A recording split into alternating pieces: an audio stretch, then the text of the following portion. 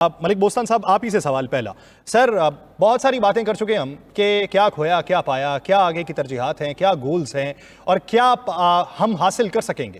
لیکن سر آپ سمجھتے ہیں کہ ہمارا سرکل جو پچھلی ایک دہائی سے چل رہا ہے، جس طرح کے دعوے کیے جاتے رہے، جس طرح کے وعدے ہوتے رہے اور پھر جس طرح کے نتائج ہم نے حاصل کیے ہیں، کہیں نہ کہیں پہ جا کے ہم صحیح ہو جائیں گے، اسی طرح کوئی نہ کوئی ٹھوکر لگ کے ہم صحیح کھڑے ہو کے بھاگنا شروع کر دیں گے، یا پھر ہمیں اس کچے کے راستے سے پکے کے راستے کے اوپر آنا ہے اور اس کے لیے کچھ اور چیزیں ہیں جو ٹرائی کرنے کی ضرورت ہے؟ میں سمجھتا ہوں اللہ کا شکر ہے، ہمیں اللہ کا لاکھ لاکھ شکر ادا کرنا چاہیے. پاکستان ان حالات میں بھی جو ہمارا اقتصادی سروے رپورٹ آئی ہے وہ پازیٹیو ہے، نیگیٹو نہیں ہے. اور ہماری جی ڈی پی 400 ارب ڈالر تک چلے گی، جو کہ ریکارڈ ہے، 10% اضافہ ہوا ہے. اور پاکستان 46 نمبر سے کم ہو کے 44 نمبر بڑی معیشتوں میں اس کا شمار ہونا لگا ہے. تو فی کا آمدنی 1662 سے بڑھ کر 1824 پہ چلی گئی ہے. اس طرح جو پچھلی پاکستانی میں دیکھیں تو 4,70,000 سے بڑھ کے 5,91,000 پہ 8% اضافہ ہوا ہے. ہماری بڑا الگ کرم ہے، ہماری زراعت میں خاص طور پہ جو ہے کافی سرپلس ہوا ہے، اور ہماری آئی ٹی میں، سروسز میں، بہت سی چیزوں میں ہم پلس ہوئے ہیں. ان حالات میں جب پاکستان پورا دہشت گردی کا شکار ہے، جنگ آپ کے سامنے جنگ ہوئی ہے اور پاکستان نے منہ توڑ جواب دیا ہے، اور پاکستان نے دنیا کو بتا دیا ہے ہم معاشرت کا اور دفاع کرنا جانتے ہیں. ہمارے جو امن کے پرچاری ضرور ہیں، لیکن ہمیں جو چیلنج کرے گا اس کے چیلنج کو ہم چیلنج کر کے قبول کرتے ہیں اور ان کو سبق سکھاتے ہیں. پاکستان نے انڈیا کو سبق سکھا دیا. ملک صاحب ایک سوال سر، آپ کا جو ڈپارٹمنٹ ہے اس کے اگر اس کے نتائج دیکھیں تو وہ تو بہت اچھے رہے. چلیں چل رہا ہے تو پھر ڈی این اے تبدیل کرنے کی تو ضرورت نہیں، وہ تو پھر خرابی کی طرف مائل ہونے کی بات ہے. تو اگر یہ ٹھیک نہیں چل رہا تو بقول وزیر خزانہ پھر ڈی این اے تبدیل ہو کے پھر کیا ہوگا؟ میرا سوال جو تھا وہ اس تناظر کے اندر تھا. نہیں، میں سمجھتا ہوں فائنانس منسٹر صاحب بالکل بجا فرمائے. کرپشن کا ڈی این اے میں لازمی چینج کرنا ہے، وہ ہمارے خون میں گھس چکا ہے. اور کرپشن کے بغیر پاکستان کرپشن کے ساتھ ترقی نہیں کر سکتا. کرپشن ختم ہوگی تو ترقی ہوگی. گڈ گورننس کی ضرورت ہے، یہ بالکل ضروری ہے.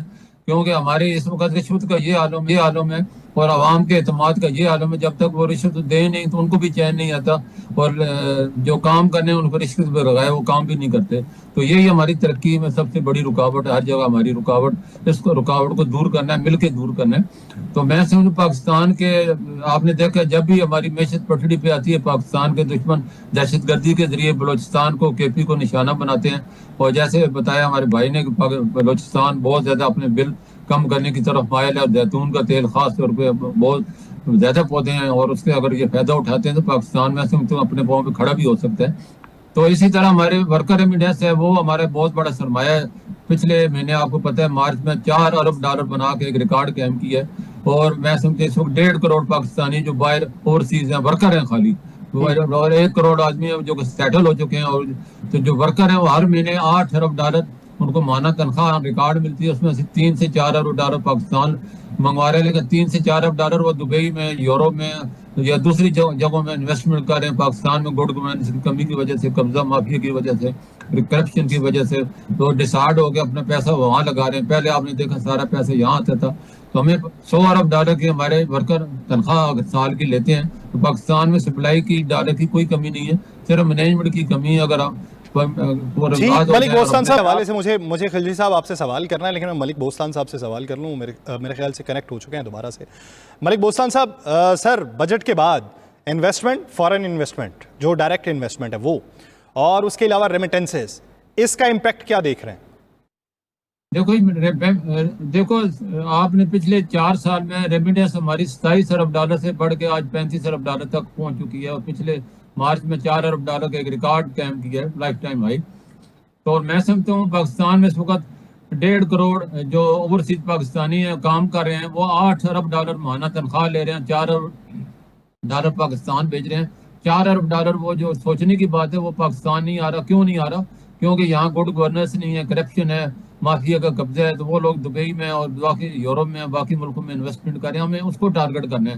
میں حکومت سے بار بار یہی کہتا ہوں، ہمارا بہت بڑا ریمیڈنس سورس ہے. ایکسپورٹ اتنا بینیفٹ اتنے لیتے ہیں جتنی ایکسپورٹ نہیں کر پاتے. باقی جتنی بھی وہ اتنا پاکستان گورنمنٹ ان کو سہولتیں دیتی ہے، لون سستے دیتی ہے، سیل ٹیکس پہ ان کو چھوٹ دیتی ہے، لیکن اس کے باوجود بھی وہ اتنا مطلب تنخواہ دار طبقہ تک 500 ارب ٹیکس جمع کرا رہا ہے، جبکہ ایکسپورٹر صرف 96 ارب جمع کرا رہا ہے۔ تو یہ ہمیں ٹارگٹ کر کے ریمیڈیس کو پاکستان کی طرف رخ موڑنا ہے۔ اگر ہم کوئی پالیسیاں ایسی بناتے ہیں، ان کے مفادات کا ضامن بنتے ہیں، خاص طور پر پراپرٹی میں بہت زیادہ انویسٹمنٹ کرنا چاہتے ہیں، ایگریکلچر میں کرنا چاہتے ہیں، مائنز میں کرنا چاہتے ہیں، آئی ٹی میں کرنا چاہتے ہیں، لیکن وہ کہتے ہیں کہ ہمیں تحفظ دیں، ون ونڈو دیں۔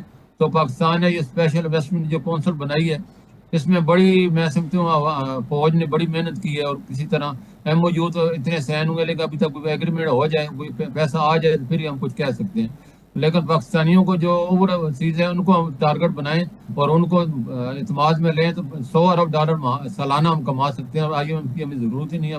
نائجیریا کی طرح ہم یہ پیسے واپس کر سکتے ہیں، بہت بڑا ہمارا سورس ہے، اسی کو ہم نے ٹارگٹ کرنا ہے، اسی کو ان کو سہولتیں دینی ہیں۔